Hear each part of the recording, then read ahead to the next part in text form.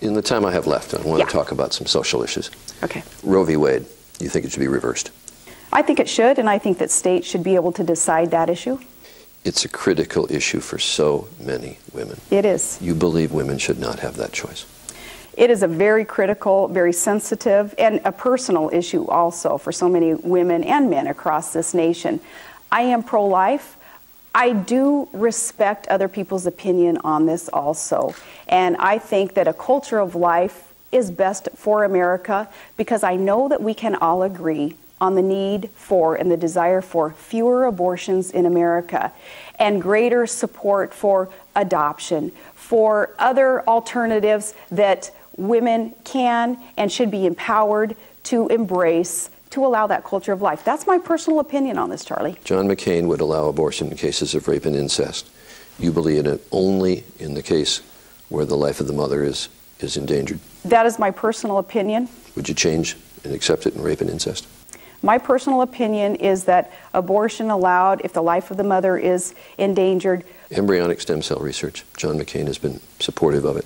We're seeing good progress, and we've got great encouragement with researchers finding adult skin cell research that is proving productive towards curing these diseases. But doctors tell me that still most promising, we don't know yet about adult stem cells, most promising embryonic stem cells, that's what they need to work with, yes or no?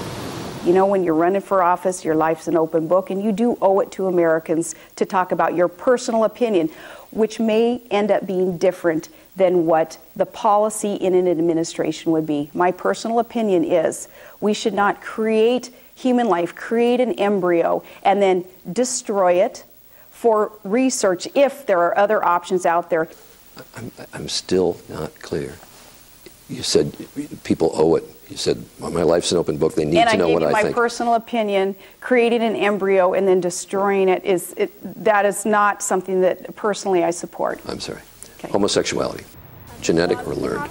Oh, I don't know, but I'm not one to judge. And, you know, I'm from a family and from a community with many, many members of many diverse backgrounds, and you know, I'm not going to judge someone on whether they believe that homosexuality is a choice or genetic, and I'm not going to judge them. Guns. 70% of this country supports a ban on semi-automatic assault weapons. Do you? I do not. You know, here again, life being an open book here as a candidate. I'm a lifetime member of the NRA. I believe strongly in our Second Amendment rights. That's kind of inherent in the people of my state who rely on guns for not just self-protection, but also for our hunting and for sport also. It's a part of the culture here in Alaska. I've just grown up with that. Isn't gun violence in America a health issue? We spend billions of dollars a year, every year, treating people who are victims of gun violence.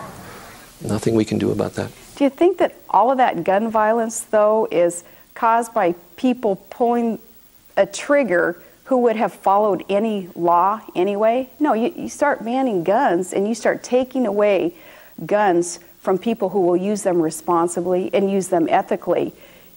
You put more and more laws on guns and you start taking away a Second Amendment right, it's going to be, Charlie, the bad guys who have the guns, not those who are law-abiding citizens. And one last thing I want to talk to you about, because there is a great debate going on in this country. And I want to ask you, is it sexist for people to ask, how can somebody manage a family of 7 and the vice presidency? Is that a sexist question to ask? I don't know. I'm lucky to have been brought up in a family where gender's never been an issue.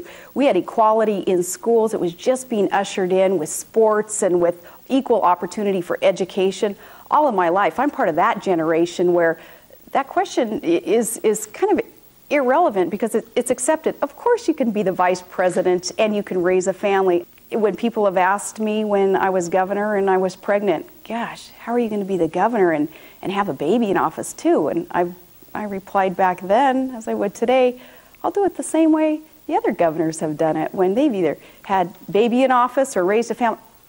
Granted, they're men, but do it the same way that they do it. There have been challenges, some say sexist challenges, to Governor Palin's national security credentials as well. So we addressed that subject yesterday with the governor. Can you look the country in the eye and say, I have the experience and I have the ability to be not just vice president, but perhaps president of the United States of America? I do, Charlie. And on January 20th, when John McCain and I are sworn in, if we are so privileged to be elected to serve this country, we'll be ready. I'm ready. When McCain asked you to take the number 2 spot on the ticket, for a moment, did you think no? I did not. I answered him yes because I have the confidence in that readiness and knowing that you can't blink. You have to be wired in a way of being so committed to the mission that we're on, reform of this country and victory in the war. You can't blink. So I didn't blink then even when asked to run as his running mate. When I asked John McCain about your national security credentials, he cited the fact that you have command of the Alaskan National Guard and that Alaska is close to Russia. Are those sufficient credentials? But it is about reform of government, and it's about putting government back on the side of the people. And that has much to do with foreign policy and national security issues. Let me speak specifically about a credential that I do bring to this table, Charlie, and that's with the energy independence that I've been working on for these years as the governor of this state. What I bring in terms of that credential is the know-how, how we can get to energy independence and a greater security for our nation by producing more domestically, by becoming less and less reliant on foreign sources of energy, those being controlled by regimes that do not necessarily like America. Hey, you guys! Thanks for letting us just come in. This afternoon, in the familiar setting of our alma mater, Wasilla High School, we had a chance to raise some more local issues. There's 2 items of serious note that I want to talk to you about, just that involve governorship and mayoralty. There's a lot on the internet about a conversation you did or did not have with the librarian about banning books. Never banned a book, never desired to ban a book. When I became mayor in our town was the issue of what if a parent came into our local public library and asked for a book to be taken off the shelf, what's the policy? Kind of cracked me up seeing the list of books that I supposedly banned. Oh, it's forever. Because, it's a couple of hundred books they have. One of them was Harry Potter. Yeah. It wasn't even written or published then. The other issue is Troopergate, which is very much in the news today. The Associated Press is saying now there's going to be 13 subpoenas that come out, one of them to your husband, Todd. Do you welcome the investigation? Absolutely. There's nothing to hide in this. The trooper in question here did conduct dangerous and illegal activities. And our personal security detail, when I was first elected, had asked us very appropriately, are there any threats against you and your family? And I said, well, ironically, it's a state trooper who has threatened, to kill my dad. And he was your brother-in-law at one point. Yeah, back in 2005. Right. Yeah. You mentioned the Personnel Board. It's a bipartisan legislative group that's working at it now, which you said was fine until you got named as the vice presidential nominee, and then you said the Personnel Board ought to handle it. Our state statute says if there is a question about actions of the governor, lieutenant governor, or attorney general, you go to the Personnel Board. So we've said all along that that's appropriate. But the issue that people are asking about was, first they've got it wrong and they say, did I fire a trooper because there was an issue back in 2005 about him as he was divorcing my sister? And no, nobody fired the trooper. He's still a trooper. To this day, he's out there. But the issue is the commissioner who was his boss, was he pressured to fire that trooper? That's the underlying issue here, right? Commissioner Monaghan.